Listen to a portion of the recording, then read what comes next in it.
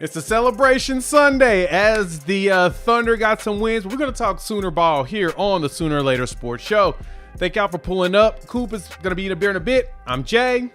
Thanks for pulling up here on the YouTube channel and listening wherever podcasts are downloaded and listened to. While you're here, please wipe your feet, like, subscribe, rate, review, give us 5 stars. You don't think we deserve it? Go ahead and give us 5 anyway and gift it. So on today's episode of the Sooner or Later Sports Show, the Sooners have done some pretty cool stuff as of late. Got a couple of commits, and we know that the recruiting stuff is about to heat up even more. We're going to talk about the Bo Bentley saga as he has dropped his top 2. And then we'll wrap things up, talk a little Thunder basketball. That's the game that I went to. And yeah, celebrate for the state of Oklahoma. So thank y'all for pulling up or whatnot. Good to see every single one of you. It's great to see you. Shout out to our beloved Thunders as they gave us a dub. I am very much excited. This was a much needed, much wanted, definitely a feel good moment of the day. But I appreciate y'all pulling up. Hit the like button, new to the channel, subscribe, rate, review, give us 5. I think Coop's gonna try to join us in a bit. He has a birthday party for the little one, so we're pretty excited, and we'll let him, I told him to take care of fam, join whenever you can. Hence why we're a little bit later, 30 minutes later than normal, typically 6 o'clock. So I gave him some time to, you know, like I said, he'll join at some point. So oddly enough, for some reason, we'll move you in. The chat is not showing, and I don't know why, but it's probably because I haven't done this by myself in forever. So I'm gonna make sure that we just pull that out of here. But anyway, hey, Sooners got a commitment, something we haven't synced in a bit, and I definitely want to hear from each one of y'all in regards to that. I'm not sure why none of my comments are showing up. It's really weird, but anyway. Let me yeah, the chat for some reason not showing up. I see y'all in my chat on the side, but for some reason on here it's not populating. So I gotta fix that. Give me a second. I love when a live gives me all kinds of errors. It's the weirdest thing in the world. So let me customize. Save that one. Don't know what this one is. This is really weird. YouTube's been acting funky over the last few days anyway. So I don't see any chat on here like I normally would, but I do see y'all actually in the video. So I have no clue what is going on. Anyway, I'll just look on the side and check some of the chat as we go, but we'll continue to do like we always do. All right. Sooners got to commit. Nico Gendreau, Corey Smith, something that we all know that the Sooners really needed. We're starting to see a little bit of momentum on the defensive side of the ball when it comes to recruiting. So like, as y'all know here, let me see if I can get this to share right. I don't know if it will. It won't share right. Disrespectful. I'll fix that. So how are y'all? I see y'all in the chat talking to each other. People just won't see y'all on the screen, unfortunately. But Gendreau is the Arizona safety. And then Ja'Cory Smith is the linebacker out of Arkansas. Now, I thought the Ja'Cory pickup was pretty interesting, mainly because he and, if I'm correct, Marion Robinson were teammates at one point. So, yeah, that's pretty good. Doing some recruiting out of Parkview Magnet School, but I know that Ja'Cory just transferred to, and I'm going to pull this up now. There it goes. Ja'Cory is actually now at Bryant, Arkansas. Linebacker, 6 foot. I think he's actually more 6'1", roughly. He's about like 195, 200. And so we're now actually getting some recruits coming out on the defensive side of the ball. Oklahoma has been slow in that capacity, and I believe that it was more of a choice to really get back to reevaluating. You hire Jim Nagy, he brings in a staff of scouts or whatnot. You let them do their job. And I think that was kind of where you start to see a lot of this stuff slow down. So, but Oklahoma did snatch up Ja'Cory out of Arkansas. You get Nico Gendreau. We're hoping Bo Gendreau, the twin, joins him so that, he's another linebacker prospect. And I believe Oklahoma is probably looking to get 3 or 4 at the linebacker spot. And that's where my expectation is, mainly because for Oklahoma, we're going to lose potentially 2 to 3 out of that linebacker room. So we know that BV is going to have to rebuild all of that over this basis recruiting cycle. He's going to probably have to add somebody else. Kendall Daniels is going to definitely be gone because he's a senior. You're most likely losing either Kip or Kobe, if not both. And at that point, you got nothing but young players behind. So at this point, you're probably going to start seeing a big, heavy pickup of additional linebackers for this class, which I am here for. Oklahoma we need more. We need to fill up that pantry again. The cupboard isn't bare yet, but it's close. Especially because, like I said, you've got a lot of the players that at linebacker potentially being gone. So I like that we're starting to see some commitments. We start to see some players actually, commit, and the Sooners are closing. So that's a big deal. Let me know what y'all think. Hop in the comments. Want to hear from you all. Now, one of the big updates that did come over the weekend is definitely the Bo Bentley saga. As a lot of you all know, Sooners with Jaden O'Neal right now looking to add a second quarterback to the class. And based upon everything we know, it appears that it will be Jaden O'Neal and Bo Bentley. Bo Bentley drops his final 2. It's between Oklahoma and LSU. The questions that have been asked have been, does Oklahoma really have a chance with Sir Bo Bentley? He recently did some interviews. They were throwing at Salina, Texas this week. Saw some interviews with Scoop, Sooner Scoop, as well as OU insiders and rivals.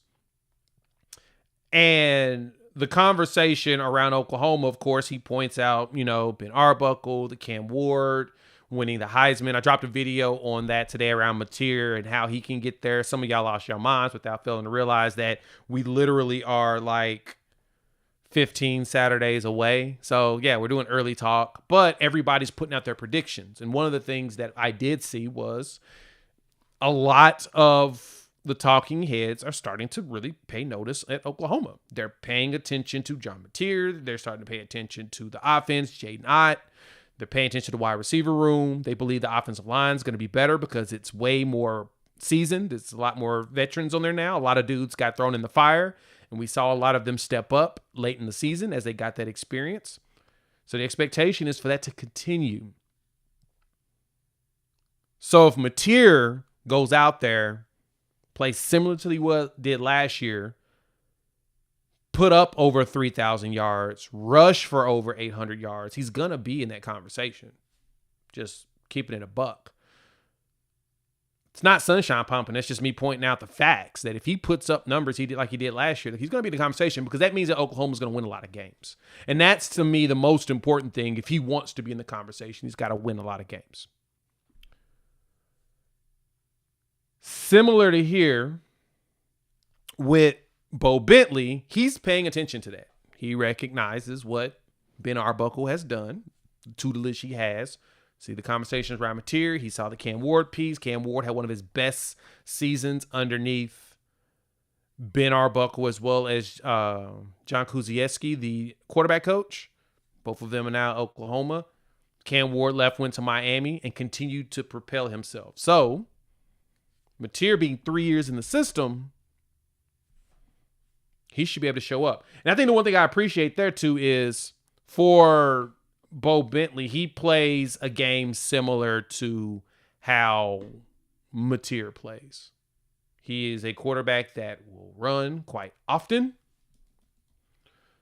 He put up some very, very video game-like numbers at Salina last year. If I'm correct, let's see, 4,200 total yards on offense with 63 touchdowns as a junior. 4,200 yards, 63 touchdowns. 6'2", 200 pounds, roughly. And it's funny because that's what 247 says. Reminds us of John Mateer, Oklahoma Sooners. So it appears that Ben is going for another John. What does that mean for Jaden? Not sure. The expectations, Oklahoma's going to take 2 quarterbacks. That's the goal. So I know that they're courting both. We'll see which one ends up being that guy. If Oklahoma ends up winning the services of Bo Bentley, maybe you can convince Jaden to stay and have yourself 2 quarterbacks, 2 really good quarterbacks, or Jaden will end up potentially at another school because there are options. Well, there's a lot of schools that want him. Believe me, Jaden has not limited when it comes to sutures of who wants his play because he's good. As y'all know, I am very fond of his pro-style game, and I think that he could be strong here, especially in the SEC. I know Georgia wanted him, but Georgia now has their quarterback. They picked up Jared Curtis, so things are starting to wind down as to who we got. But I guess you could say we will see what it is going forward. Let me know what y'all think. Get in these comments. Yeah, I kind of mentioned this before. Coop had a birthday party for his little one, so that's why you don't see him right now. I'm not sure why none of my comments are showing up, so let me go and see if I can fix this. Still not. It's for some reason we're running into problems here on the social medias. Anyway, I could use actually a producer, someone to run things in the background. That would be awesome, but requires someone being available to run it.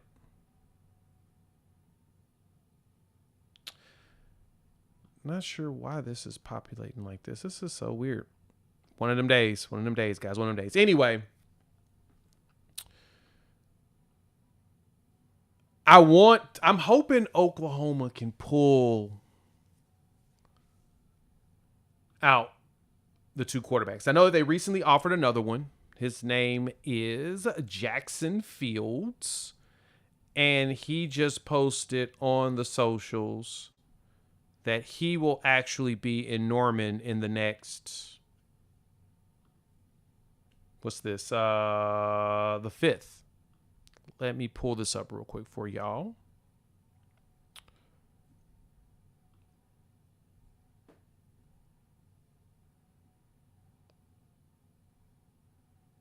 There it is. Jackson Fields. He'll be at the camp on June 5th. And he's probably the next quarterback that Oklahoma's going to look at.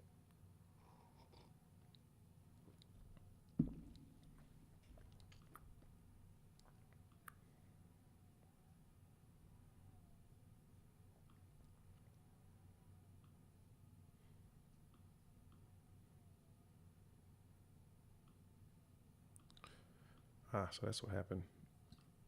It did mess up.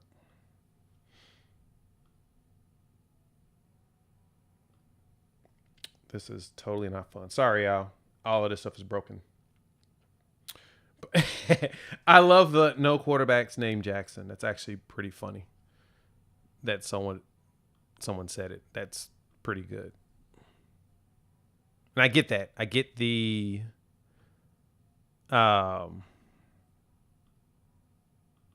I guess the concern behind that.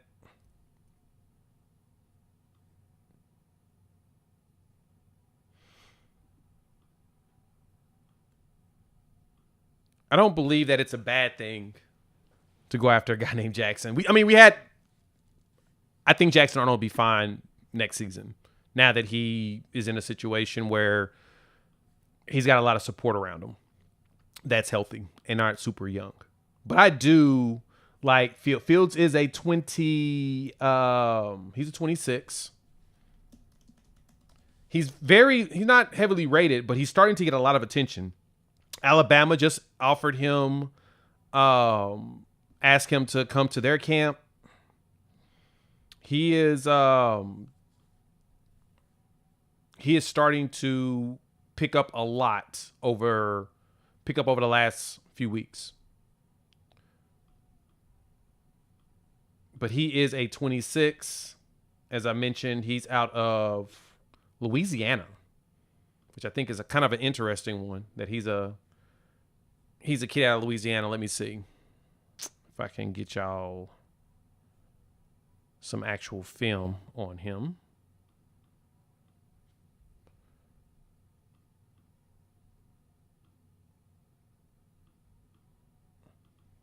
Yeah, let's share this.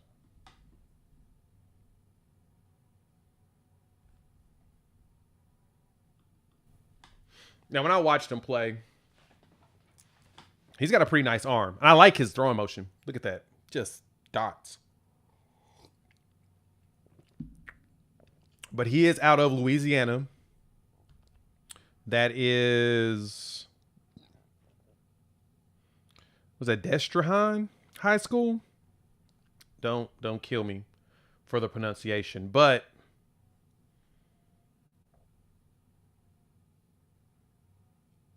I think he's solid. Alabama offered him a camp. He got a camp invite from LSU. I mean, he's a Louisiana kid, so somebody's got to pick him up, or someone's got to consider picking him up. I do think that he has a chance of being something. He really does have a very good chance. But I don't know. Oklahoma's definitely in the market, like I said, for another quarterback. And I expect him to come out to camp on the 5th, and that's probably when he gets an offer, whenever they see him throw. Again, he's like, I don't even think he's ranked in the, what is he, top? I don't even think he's ranked in the top 100 right now. He's definitely not someone that's really looked at yet. But at the same time, I think he's good. Actually, I don't even think he's on the rating sites yet. He is not.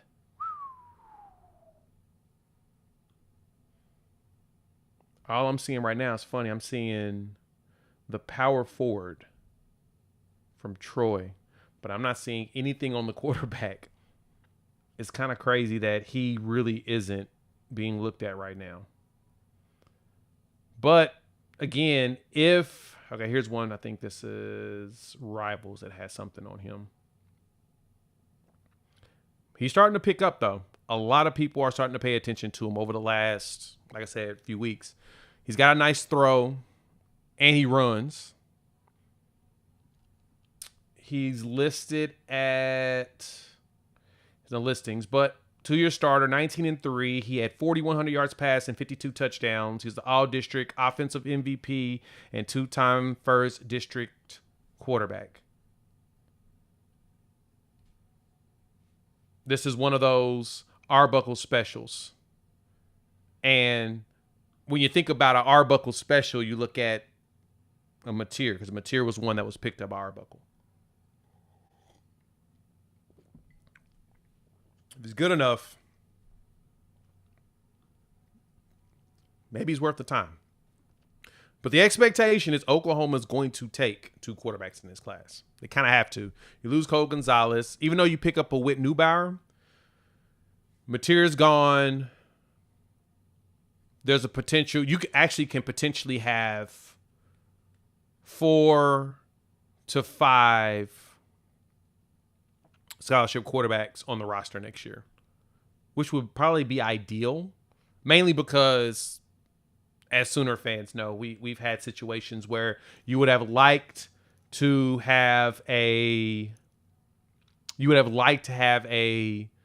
backup quarterback that you trust. Our entire backups, I mean, the only one besides Michael Hawkins, everybody else is super young. But I think that Fields could give you a capable arm in the room, someone that in time could be something. Now, I don't know until he gets there and throws and gives Oklahoma something to look at, but I don't think it's a bad idea to bring in additional arms like that. I think it's actually smart, personally. But that's the travel. What's going on, 9188? Safe travels from Arkansas, my man. Appreciate that. Y'all be safe on your travels. I know the weather is getting pretty wild, so y'all be safe here around Oklahoma. I know there was like some tornado stuff over the last, couple of days. Whew. Y'all be safe in the streets. All right.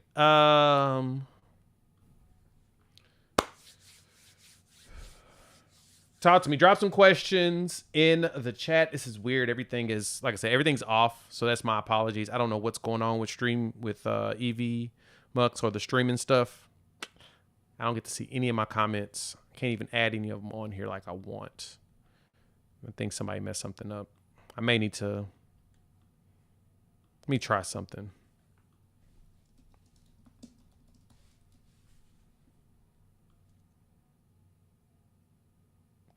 Stevie, I have a voice because the game was over pretty fast. I was at the Thunder game. Okay, so my posts are coming up, but the rest of y'all aren't showing up for me. I was at the Thunder game, and it was awesome after the end of the first quarter, and the team made a run. And then it was a blowout after that. So there's nothing to truly scream at or lose my voice over. The Thunder got us that dub, which is what's most important. Shout out to Double Team for the threads. Love it. Probably one of my favorite shirts. Super comfortable. Give them a free shout out here on the channel because it's some good stuff. So, yeah, Thunder got the dub. We are good. Alex Caruso plus 40. Casey Wallace plus 38. So I got my Thunder beer. And we're celebrating. Also, it's funny, Sooner Cowboy, that you said that. Felix Ojo tweeted with his boy Ryan Fauger about them potentially playing together. Look, I'm not holding my breath, but that would be a massive win for Bill Beatonbow if he was to pull that out. Now, that's tough because you just brought in 2 highly rated tackles already who are going to play a lot here. But if you can pull him in too, it's a game changer for Bill Beatonbow. And I know some of y'all are super down on Bill. I'm not, of course. But, yeah. Bill has been killing it overall.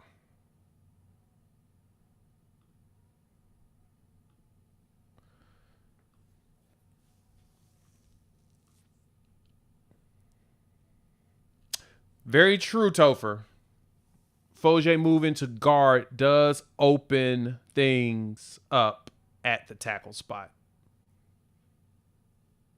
Put Fauger right there with Ojo as well as Fasusi. Gosh, it's a strong future. EPL there. Jake Michael right in the middle. Who would be at your right guard? Would you move EPL to right? Actually, that would be Fauger's spot. Your left EPL, Michael in the middle. It's pretty good. It's a pretty solid question. Brian Harris has a commitment on the 23rd. Let me pull that up. Good one, Topher. And this is intriguing. Here's his hats that he has on the table. He's got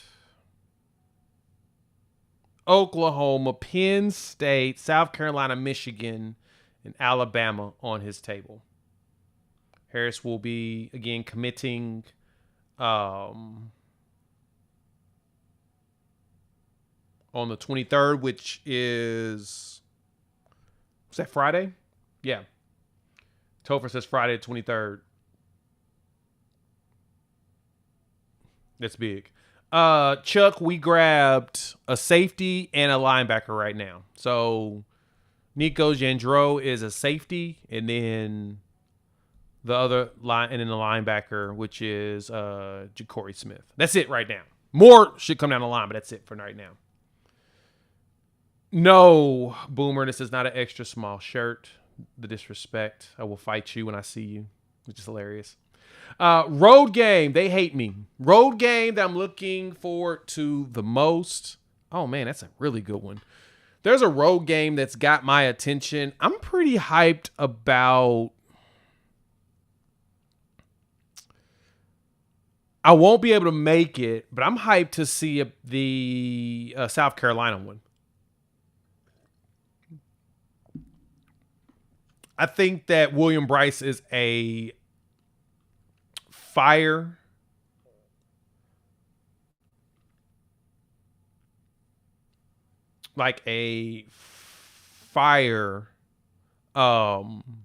stadium setup environment. I've heard nothing but good things about William Bryce. So that's one I would love to check out, but I won't be able to make it this year. The one I'm going to, I think I'm looking forward to the most is probably going back to Knoxville. It's been a few years since I've been out to Knoxville. I went to Tuscaloosa last year. 2 years ago. I went 2 years ago to Tuscaloosa. I went to Alabama, Tennessee. That was fun. Joe Milton screwed it up and didn't win it. But that was fun. But I'm more excited of going back to Knoxville. I think that's going to be a fun road game.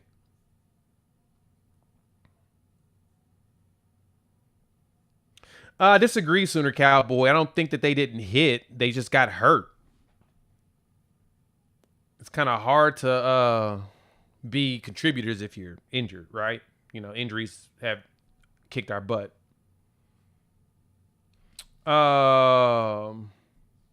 What 5-star do you want, Xavier? Kind of curious to what 5-star you're talking about.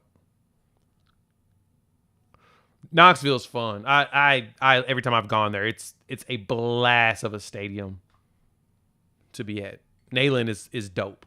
It really is. I like the way that they've done Bryant Denny though in Alabama. I do like how big it is. It's enclosed and they put screens at the 4 corners so that everybody can see one. They don't have one big jumbotron. They got 4 of them. And it's a little odd, but at the same time, it works because everybody's got a view either on the field or you've got a TV that you can look at, a screen. So I like that setup. That's actually a very intelligent, well thought out aesthetic stadium. But Neyland is just so cool. Everything about it is cool. The other thing that I even point out, Xavier, when it comes to the go after a 5-star, you've got a front office that's operating like an NFL franchise. You've got Jim Nagy going after players, and he's looking for the value on top of the ones that make sense to spend that kind of money on. He's not just picking anybody. He is legit like saying, I want players like this. And honestly, this is what they want. They want more kids similar to Brian Harris. Harris is a dude. He is really good. I've watched his film. I've thoroughly enjoyed it. Let me pull this up for y'all to be able to enjoy as well. But I have thoroughly enjoyed his film.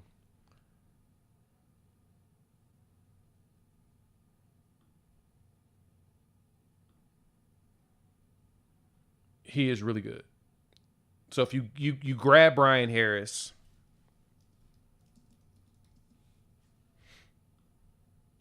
let me see. He's out of Florida.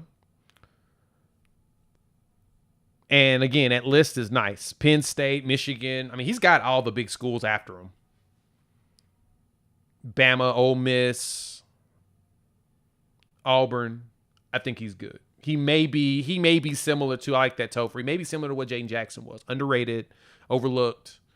But he's going to be disruptive enough. I think he's one that he's rated a lot lower than what he actually is. Let me see. But you said, let me see, Xavier, you point out Bryce Perry White.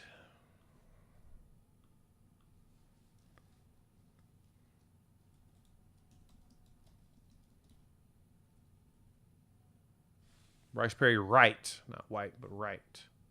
The edge of Buford. Yeah, you very, very slim chance we're chasing after a Georgia Buford edge like that. But we are going after Jay Coop. Keep that in mind.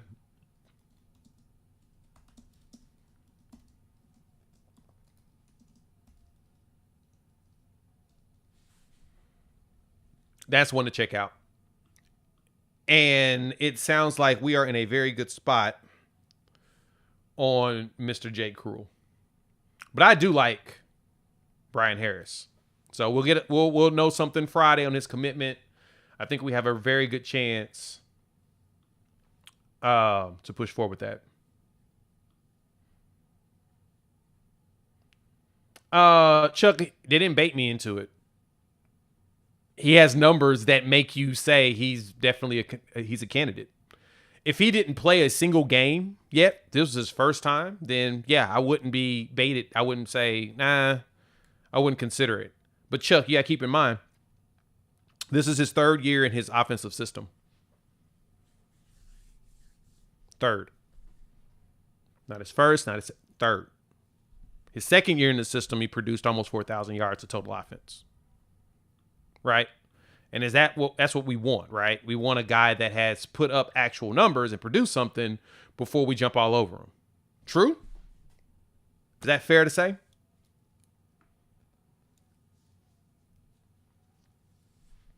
And yeah, Xavier, they're selling him on the R. Mason Thomas game.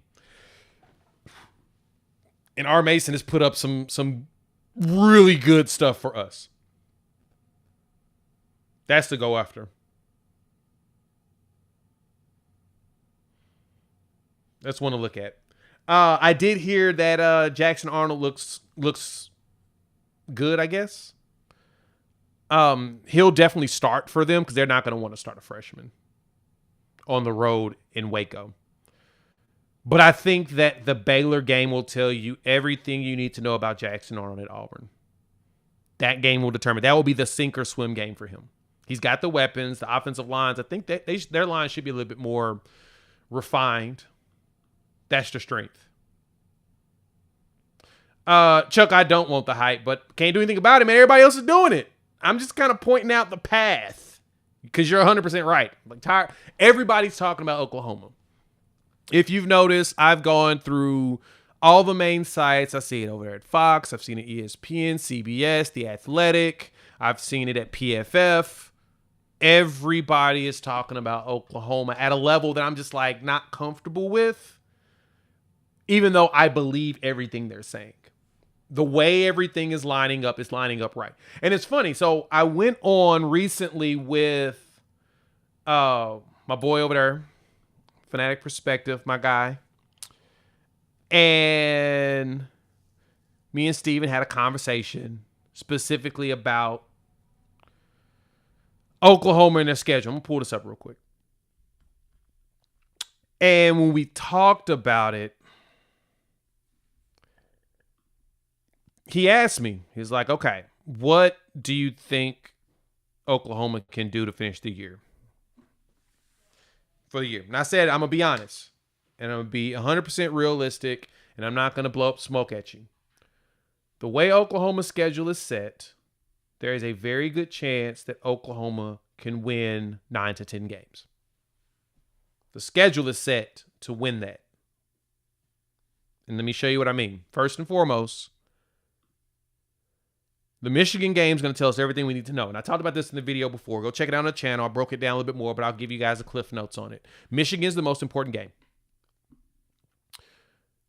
If John cooks them up, John will start, the conversations will get nothing but, it's going to amplify. We'll amplify all conversations. Auburn, I don't know if it's in Norman, so I don't, that's too big of a deal, but the Texas game also. But look at it this way. In between each one of their games, Oklahoma has a tune-up game right before it. Illinois State at the crib, and then Michigan shows up. They travel to Temple. Remember, Temple just fired their coach. Like, I think Stan Drayton got fired late in the cycle, too. So, Illinois State fired their coach, so they have a new coach. Temple fired their coach, so they have a new coach. Then they got Auburn at the crib after going to the road, which, remember, the reason why we're playing Temple on the road is because this was set like back when Matt Rule was coach like 10, 12 years ago. Yeah, all over the place. Auburn at the crib, think we should pull that one out. We beat them on the road, and we were not very good overall, but we pulled it out, and we did what we needed to do. Defense should look statistically better this year because the offense will be able to make it to where the defense can be better. Defense just got to make sure they don't give up big plays. Bye week, Kent State. So you get two kind of cushion games. You get a warm-up game, then you got Texas. That's pretty good to have a gap like that. That's beneficial. Then you got you traveled to South Carolina, which that's going to be tough after that game, and then Ole Miss coming to the crib. It's a little tough, but if you noticed it, Oklahoma doesn't have any back-to-back road games in consecutive weeks at all. So you go to South Carolina, then you come right back home to play Ole Miss. You travel to Tennessee. That game's going to be tough because it's at the end of a 5-game stretch. Mainly 4 straight SEC games. It's going to be tough. But you get a bye week. Very good and strategic bye week. Then you travel to Alabama. That strategic bye week is going to help people get healthy, prepare for Bama, and then you got 2 straight games at home. Look, being at the crib as often as we are in this schedule, is a lot more beneficial than people think.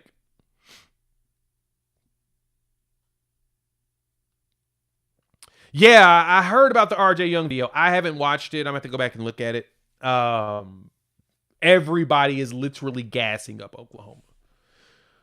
Because, and this is the reason why, as we wrap things up, is last year was 100% all unfortunate, just bad luck. Like, what else do you do about it? Like, how else do you blame Oklahoma for the fact that dang near everybody got hurt? Like, it was a fluky, coincidental situation that rarely ever happens. Oklahoma had happened to them. So, barring injury, knock on wood, they should be so much better next season. So much better. And of course, I'm hyping us up because I expect us to be a heck of a lot better than what we were last year. Let me know what y'all think. Hop in the comments. I know y'all not feeling it like I am, but I am. I believe that we are going to end up being a lot better than people expect. Oh, Nate, that's a very good question. I have no clue how Robert Spears-Jennings doesn't make a top 10 safety list when Robert Spears-Jennings, graded wise, was one of the top safeties in college football. I think last season PFF said that he was like top 5. He's actually one of the better defenders in college football per PFF. And no one gave him love. Chuck, I do. I 100% do. I think that Brent Venables is getting 5 years. And I hate to say it to everybody, unless we win less games than we did last year. 6 wins puts him explicitly on the hot seat. He has to go a minimum of 8 wins to not be on the hot seat. He wins 9, they make the playoffs, because that means some big wins came out of this schedule. I mean, when we talk about this schedule, look at it. If you win 8 games, you've upset me. See, let's pick 8 wins. Illinois State, I think they can beat Michigan. I think Temple's a win. I think Auburn's a win. I think Kent State's a win. That's 5. Now you got to pick 3 more wins. Missouri should be a win. They got a new quarterback. They're setting up. That should be a win. I think Ole Miss should be a win. Their new quarterback. I think they just picked up 2 more quarterbacks out of the portal because they're dealing with a lot of injuries in the backups. Those 2 should be there. So that gets you to 7? So now you got to get, let's see, 5. Yeah, that's 7. So you got to get 2 more wins out of Texas, South Carolina, Bama, and LSU. I do think that South Carolina's a win. I don't think that Oklahoma loses that game last year if you don't give up a 21 point. You don't spot them 21 points in the first 3 minutes of the game. I think South Carolina's a win this time around. Dylan Stewart's a monster, but you ain't got Keon Keeley on the opposite side. I think you can pull that one out. That's 8 wins. 1 more win between Texas, Tennessee, and Alabama. All 3 of them have new quarterbacks, but Texas, the benefit that Texas gets is that Arch Manning's been there in the system for 3 years. But their line is young. Their defense is solid. They've got a pseudo star player at each level on the defense, except for interior defensive line. But I think that was it Watson, the transfer from Syracuse? I think that he could potentially be some star potential for them. But offensive line is a little bit more refreshed. The wide receiver room is. I think they dealt with an injury. It was a Wingo that got hurt. Texas should be a win. Tennessee, new quarterback who came in the spring to start over. They had the other young guys. I don't know how they are. Wide receiver room's a little bit refreshed. Running back room's a little refreshed. You could probably give Oklahoma the Tennessee win. That's potentially 10 wins. Alabama, like the LSU game is the one I think is going to be the hardest for Oklahoma. Veteran line, Nussmeier quarterback. This is his 4th year there. I love Caden Durham in the backfield. They always find wide receivers and they always find DBs. It's just what LSU does. I think the defensive line will be better. Still young, but better. Dominic McKinley should finally have a breakout year. And Bo Davis is a really good recruiter. Harold Perkins is back and he's healthy. We'll see what he looks like this season. Concerning.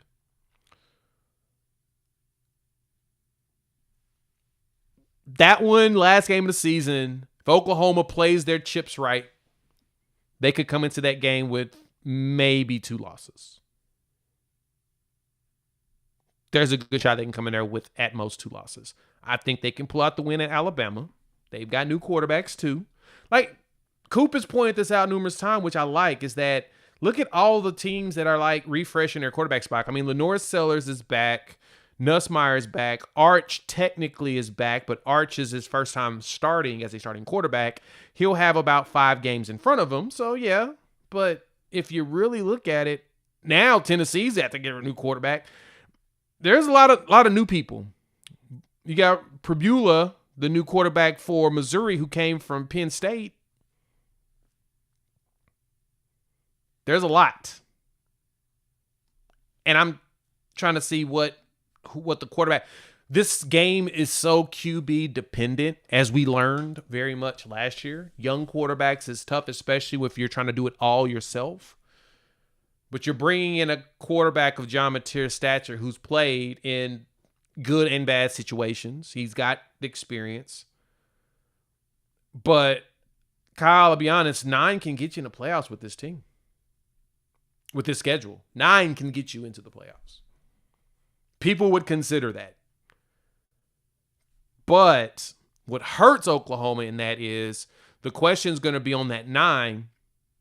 How does Auburn finish? How does Ole Miss finish? How does South Carolina finish? Because once you get to these last 4 games, how those teams finish will determine a lot. Oklahoma can walk into the Texas game. They have a very good shot of walking in there undefeated. And if they can pull out the victory in Dallas as the team wearing white, which has been the streak as of late, the team in white's been doing it.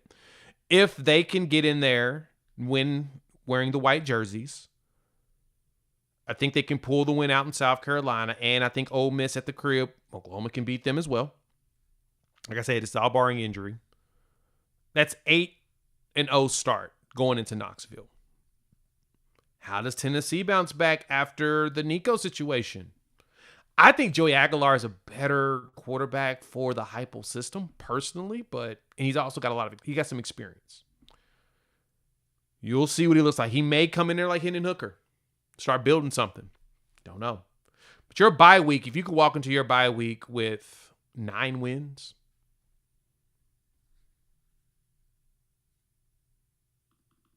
you're in a good spot. 9 wins.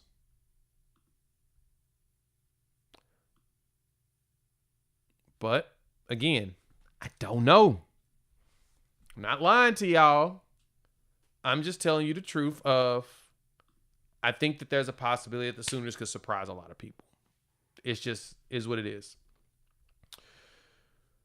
9 quality wins would be enough. The question is, where are those 9 quality wins going to come from? That is where you got questions. But Friday, you've got the Brian Harris commitment. I've heard Oklahoma has some really good irons in the fire on the recruiting trail. After Memorial Weekend, going into June, we're going to start big-time OV weekends. I've got the list in the Discord. I'm starting to build that up. It's going to be fun. Let me know what y'all think. Hop in those comments. I know Coop is wrapping up family time, and I'm going to go ahead and roll out. If you got any additional questions, feel free to drop them. We're going to do a Q&A as well later this week. Would love for you all to participate. Just drop your questions and stuff in the chat box. I'll probably do a post on the YouTube as well as do a post on X. Get y'all's questions together for off season and what we're looking at. Trying to get PG on here so we can talk recruiting. He's been talking to some recruits and he's been getting some good nuggets. So keep your eyes open for that. Hit the like, subscribe button, bell notification. We'll be back next Sunday as usual. We'll get back on track, and then we'll have something going all the way through June, July. Can't wait for SEC Media Days, and then we're about to be 2 months away, like officially 3 months away. In a week, we'll be about 3 months away from college football coming back. So. Angels Envy or Buffalo Trace? I'm going to go with the Buffalo Trace. I usually keep a bottle in here, but I don't have it in here now. But I'm going to ride with some Buffalo Trace. Love that lemon. Great question. I will catch all of you next couple of days. Videos are coming down. I'm going to talk about all the hype that Oklahoma's getting and why it's worth it and why it's not. So make sure that you got the bell notification so you don't miss any videos. All right. Chop it up with all y'all soon. Peace.